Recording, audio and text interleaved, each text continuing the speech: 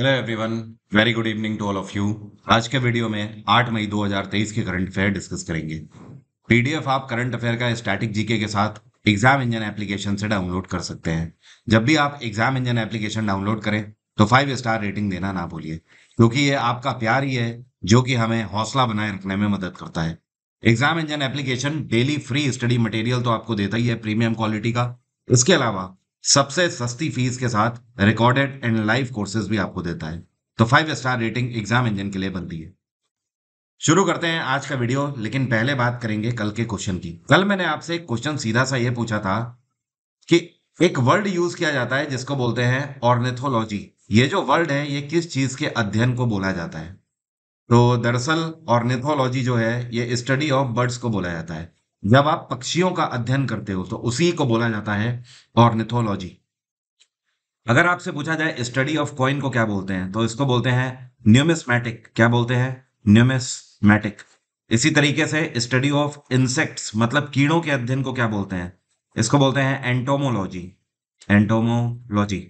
और अगर कैंसर के लिए पूछा जाए तो इसको बोलते हैं ऑन्कोलॉजी। ऑन्कोलॉजी दरअसल कैंसर के ऊपर स्टडी को बोला जाता है। अब शुरू करते हैं आज के करंट अफेयर। अभी हाल ही में प्रधानमंत्री नरेंद्र मोदी ने कौन से राज्य में 100 वॉट की क्षमता वाले 91 एफएम ट्रांजिस्टर्स कैपेसिटी का इनॉग्रेशन किया है? तो प्रधानमंत्री नरेंद्र मोदी ने यह उद्घाटन आसाम में किया है और वीडियो कॉन्फ्रेंसिंग के थ्रू पीएम नरेंद्र मोदी ने इसका इनॉग्रेशन किया है। और ये इनॉग्रेशन आसाम के अंदर एक डिस्ट्रिक्ट है जिसको बोलते हैं कार्बी अंगलोंग। क्या बोलते हैं? कार्बी अंगलोंग। वहां पर इसका उद्घाटन किया गया। आसाम के मुख्यमंत्री हैं हिमांता बिस्वा शर्मा और यहाँ पे गवर्नर है इस टाइम पे गुलाब चंद कटारी। क्या नाम है? जीसी कटारी। ये यहाँ के गवर्नर है। आसाम में कई सारे फोक डांस चलते हैं, लोक नृत्य जिनको बोलते हैं, वो आपसे कई बार पूछे जाते हैं। जैसे कि यहाँ पर एक चलता है महारास। क्या बोलते हैं इसको? महारास। बिहू तो बहुत फेमस है, कई बार पूछा जा चुका है। बिछुआ भी यहाँ पर चलता है। बिछुआ के अलावा नट पूजा यहाँ पर चलती है। ठीक है। एक यहाँ पर खेल गोपाल नाच होता है। तो ये सब यहाँ पर इंपॉर्टेंट है जो कि यहाँ के फोक डांस है। इस टाइम पर आसाम के अंदर टोटल 7 नेशनल पार्क हैं। 2 नेशनल पार्क पिछले ही साल बने हैं। एक तो रायमोना नेशनल पार्क और दूसरा है देहिंग पतकाई नेशनल पार्क। तो पिछले साल तक 5 थे, अब रायमोना और देहिंग पतकाई को मिलाकर टोटल 7 नेशनल पार्क है आसाम के अंदर। अगला क्वेश्चन है, ये कौन सी राज्य सरकार है जिसके द्वारा फेशियल रिकॉग्निशन सिस्टम लॉन्च किया गया है इनर लाइन परमिट सिस्टम के ऊपर? तो दरअसल इनर लाइन परमिट का आप पहले मतलब समझ लो है क्या। जैसे कि आप आज की डेट में समझ लो कोई भी ऑटो ड्राइवर हो, टैक्सी ड्राइवर हो, तो उनके पास एक परमिट होता है गाड़ी चलाने का। ये जो परमिट होता है ये इनर लाइन परमिट होता है। दरअसल इसका मतलब ये है कि वो व्यक्ति अपने राज्य के अंदर ही गाड़ी को चला सकता है, राज्य के बाहर नहीं चला सकता। जैसे कि यहाँ पर हम मैं दिल्ली एनसीआर की बात करूं, तो जब दिल्ली एनसीआर में कंसीडर तो बहुत सारे क्षेत्र किए जाते हैं, जैसे कि गुड़गांव दिल्ली खुद कंसिडर किया जाता है। इसके अलावा गाजियाबाद किया जाता है, मेरठ किया जाता है, नोएडा किया जाता है। अब जैसे मान लो नोएडा है, नोएडा उत्तर प्रदेश में आता है। तो नोएडा से कोई व्यक्ति अगर दिल्ली के अंदर एंटर करता है, कोई टैक्सी वाला, तो उसको पर्टिकुलर वहां पर एक टोल कटाना पड़ता है। ठीक है। क्यों? क्योंकि वो टोल तो ड्यूटी है ही है, बट वो तभी दिल्ली के अंदर एंटर कर पाएगा जब उसके पास इनर लाइन परमिट होगा। तो ये है राज्य सरकार कौन सी? मणिपुर सरकार। मणिपुर सरकार ने क्या किया है कि ऐसे लोग जो कि डिफॉल्टर हैं, जिनके पास परमिट नहीं है, उसके बाद भी वो एंटर कर जाते हैं, दूसरे आसपास के राज्यों में चले जाते हैं बॉर्डर पार करके, तो उनके लिए फेस रिकॉग्निशन सिस्टम लॉन्च किया गया है। और उसके लिए इस तरीके के 2 व्हीकल लॉन्च किए गए हैं टाटा के। ये गश्त करेंगे। इनमें से एक को वेस्ट डिस्ट्रिक्ट के लिए लगा दिया गया है और एक को ईस्ट डिस्ट्रिक्ट के लिए लगा दिया गया है। ये दोनों व्हीकल गश्त करेंगे और अगर इन्हें शक होता है तो ये क्रॉस चेक करेंगे इन व्हीकल्स को जो कि डिफॉल्टर्स हैं। अगला क्वेश्चन है, अभी हाल ही में खेलो इंडिया यूनिवर्सिटी गेम्स 2022 का मैस्कॉट, जर्सी, लोगो और इसकी मशाल और एंथम ये सब लॉन्च किया गया अनुराग सिंह ठाकुर के द्वारा। तो सवाल यह है कि इसका उद्घाटन कहां पर किया गया है? तो इसका उद्घाटन उत्तर प्रदेश की कैपिटल लखनऊ में किया गया।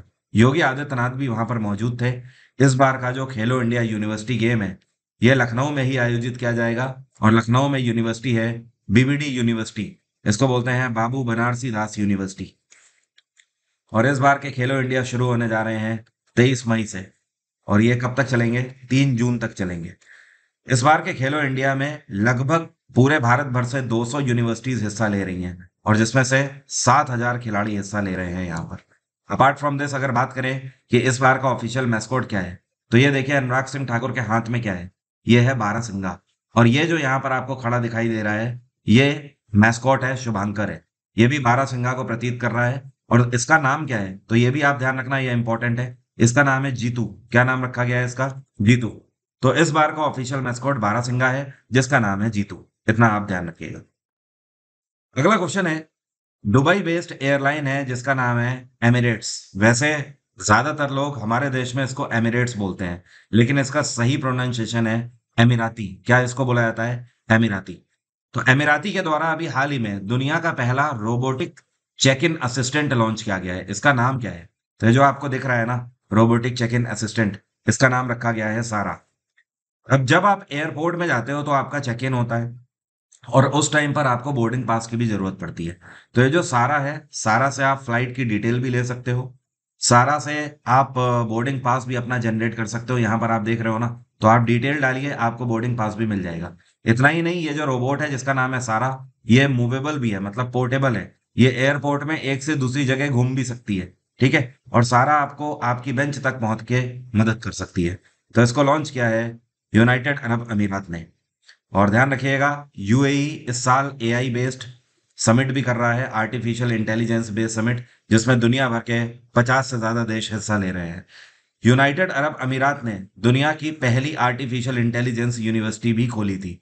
2031 तक यूएई अपने आप को ग्लोबली लीडर के रूप में उभारना चाहता है आर्टिफिशियल इंटेलिजेंस में। इस टाइम पर यूएई में राष्ट्रपति कौन है? ये है मोहम्मद बिन जायद अल नहान, और यहाँ की कैपिटल अबू धाबी। भारत के द्वारा कौन से साल से ज्वाइन किया जा रहा है इंटरनेशनल सिविल एविएशन ऑर्गेनाइजेशन के carbon offsetting and reduction scheme को? तो दरअसल ये एक संस्था है, इंटरनेशनल सिविल एविएशन ऑर्गेनाइजेशन। ये कनाडा बेस्ड संस्था है, और ये पूरे दुनिया में सबसे बड़ी सिविल एविएशन की संस्था मानी जाती है। तो इनका एक प्रोग्राम है जिसका नाम है carbon offsetting and reduction scheme international aviation. तो इस प्रोग्राम का मेन उद्देश्य ये है कि कार्बन एमिशंस को रिड्यूस करना है, जो कि फ्लाइट से होता है।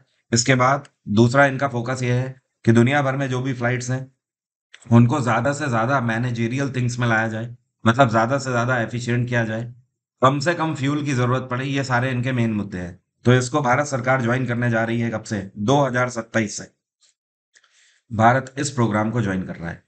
और आईसीएओ की अगर बात करें, तो 1947 में इसकी स्थापना करी गई थी। इसका हेडक्वार्टर है कनाडा की कैपिटल ओटावा, और इसके सेक्रेटरी जनरल हैं इस टाइम पे जेसी सेल्जर। क्या नाम है? जेसी सेल्जर। अगला क्वेश्चन है, ये कौन सा बैंक है जो कि ई डिस्ट्रीब्यूशन नेटवर्क अपना स्टार्ट करने जा रहा है लोन देने के लिए? तो दरअसल ये है एचडीएफसी बैंक।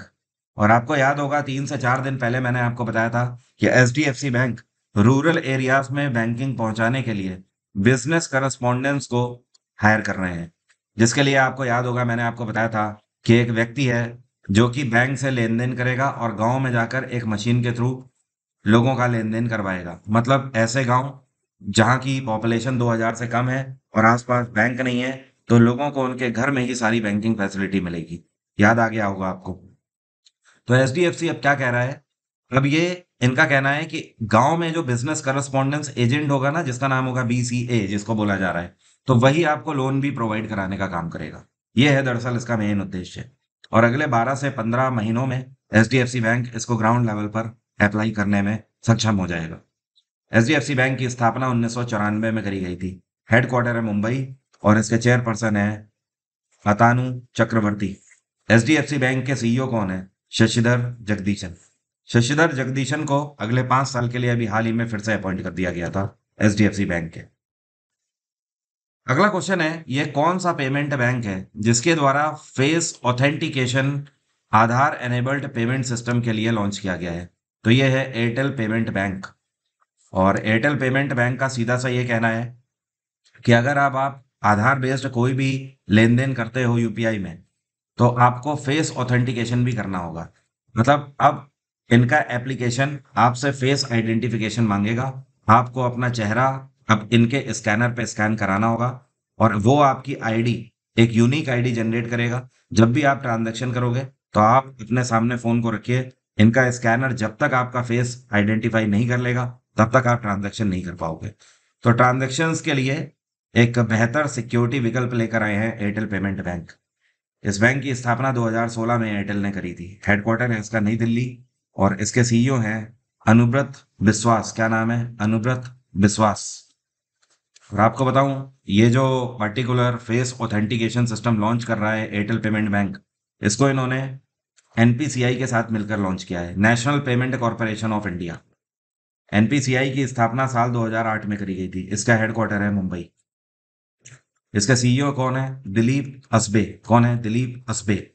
वैसे एयरटेल की स्थापना तो 1995 में ही हो गई थी, और इसके सीईओ हैं गोपाल विट्ठल। कौन है? गोपाल विट्ठल। अगला क्वेश्चन है, ये कौन सा मंत्रालय है जिसने अभी हाल ही में एक कंपनी के साथ पैक्ट साइन किया है जिसका नाम है राइट्स लिमिटेड, और इसका मेन उद्देश्य है वेस्ट एंड वाटर मैनेजमेंट। तो ये है हमारा हाउसिंग एंड अर्बन अफेयर्स मंत्रालय, आवासीय और शहरी मामलों का मंत्रालय, जिसके द्वारा राइट्स नाम की इस कंपनी के साथ पैक्ट साइन किया है। ये कंपनी भारत सरकार को मदद करेगी जगह जगह पर, हमारे लगभग जितने भी महानगर हैं उन सभी में वेस्ट मैनेजमेंट और वाटर मैनेजमेंट के लिए। आज की डेट में जितने भी भारत के महानगर हैं वहां पर कूड़े का मैनेजमेंट करना अपने आप में एक बहुत ही चैलेंजिंग टास्क हो चुका है। इसके अलावा सीवेज पाइपलाइंस जो हैं उनका मैनेजमेंट, वाटर मैनेजमेंट हो गया, एंड वाटर रिसाइकलिंग, ये सब अपने आप में बहुत बड़ी चुनौतियां हैं जिनके लिए इन्होंने ये पैक्ट साइन किया है राइट्स नाम की इस कंपनी के साथ। राइट्स का फुल फॉर्म है rail India technical and economic service limited. इस कंपनी की स्थापना 1974 में करी गई थी। इसका हेडक्वार्टर है गुरुग्राम, और इसका चेयरपर्सन है राहुल मित्तल। कौन है? राहुल मित्तल। अगला क्वेश्चन है, आपको पता है ब्रिटेन का सबसे बड़ा academy of film and television arts award जिसको बोलते हैं बाफ्टा अवार्ड, ठीक है? तो अभी हाल ही में बाफ्टा फेलोशिप से किसको सम्मानित किया गया है?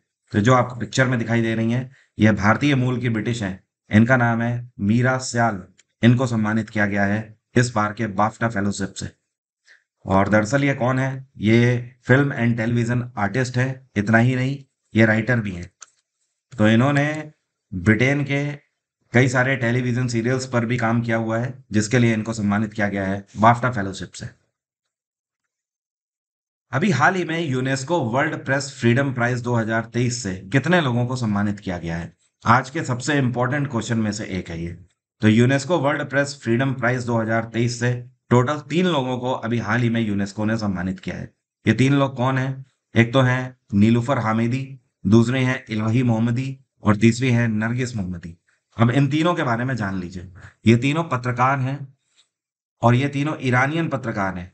और सबसे बड़ा फैक्ट, इस टाइम पर ये तीनों जेल में हैं। अब ये जेल में क्यों बंद हैं? दरअसल हुआ क्या कि जो नीलूफर हामिदी हैं, इन्होंने ईरान में एक केस उठाया था, एक मुद्दा उठाया था, और वो एक लड़की का था जिसका नाम है अमीनी। क्या नाम है? अमीनी। अब अमीनी की डेथ हो गई थी, जिसका पूरा इन्होंने मेन ब्रेक थ्रू किया, ठीक है? वो 22 वर्ष की बच्ची थी और उसकी मृत्यु हो गई थी। उसकी मृत्यु क्यों हुई थी? वो केस कुछ ऐसा था कि उसके ऊपर इस तरीके से चार्जेस लगाए गए थे पुलिस के द्वारा कि उसने जो स्कार्फ पहना था, जो अपने सर पे स्कार्फ पहना था, वो काफी ढीला था, लूज था, जिसकी वजह से उसका स्कार्फ खिसक गया था, और उस वजह से उसके ऊपर वो चार्जेस लगाए गए। और उसके बाद उस पे अपनी एक केस स्टडी है, उस बच्ची की मृत्यु हो गई, जिसकी वजह से इन्होंने ये पूरा केस ब्रेक के थ्रू दिखाया। और इलाहा मोहम्मदी ने उसके बाद जो उस टाइम पर प्रदर्शन हुए उन सारी चीजों को कवर अप करी, और नरगिस मोहम्मदी ने उसको, ये तो पहले से ही 1 दशक से काम कर रही हैं इन सभी मुद्दों के ऊपर, और इन्होंने क्या किया, इन दोनों की स्टोरी को सपोर्ट भी किया। तो इन सारी चीजों के चलते फिर इनके ऊपर भी चार्जेस लगे, और ये तीनों अभी जेल में हैं। तो हुआ क्या कि अभी हाल ही में UNESCO world press freedom prize से इनको सम्मानित किया गया है, और इसका अनाउंसमेंट यूनेस्को के एग्जीक्यूटिव बोर्ड के द्वारा किया गया। अगला क्वेश्चन है, ये कौन सी क्रिकेट टीम है जो कि अभी हाल ही में एशिया कप 2023 के लिए क्वालिफाई कर गई है एसीसी मेंस प्रीमियर कप को जीतकर। तो ये है नेपाल की टीम। नेपाल की टीम क्वालिफाई कर गई है इस बार के एशिया कप 2023 के लिए। तो इस बार नेपाल खेलेगी एशिया कप 2023 में, जो कि सितंबर तक आयोजित होने जा रहा है। अगला क्वेश्चन है, अभी हाल ही में एक किताब लॉन्च करी गई है, इस किताब का नाम है रिफ्लेक्शंस। ये किताब किसके द्वारा लॉन्च करी गई है? इसको लॉन्च किया है फाइनेंस मिनिस्टर निर्मला सीतारमन ने। और ये किताब किसके द्वारा लिखी गई है? तो ध्यान रखिएगा, इनका नाम यहाँ पर मैं लिख दे रहा हूँ। इनका नाम है नारायणन वाघुल। क्या नाम है? नारायणन वाघुल। इनके द्वारा ये किताब लिखी गई है और ये काफी सीनियर बैंकर हैं, नारायणन वाघुल। इन्होंने अपना जो एक्सपीरियंस है बैंकिंग सेक्टर का, वो इस किताब में लिखा हुआ है। ये जो आपको पिक्चर में दिखाई दे रहे हैं, इनका नाम है डॉक्टर एन गोपाल कृष्णन। 68 वर्ष की उम्र में अभी हाल ही में इनका निधन हो गया। ये कौन थे? तो ये एक सीनियर साइंटिस्ट थे और 1982 से 25 सालों तक इन्होंने सीएसआईआर के लिए काम किया हुआ है, गवर्नमेंट ऑफ इंडिया के अंतर्गत। इसके अलावा ये Indian institute of scientific heritage के फाउंडर भी थे। तो 68 वर्ष की उम्र में इनका निधन हो गया। और जब इनकी थेरीज आती थी तो उससे केवल देश में ही नहीं, देश के बाहर भी लोग काफी प्रभावित होते थे। और इंडियन फिलोसफीज के ऊपर ये लेक्चरार भी थे, काफी सारे लेक्चर इन्होंने दिए हुए हैं।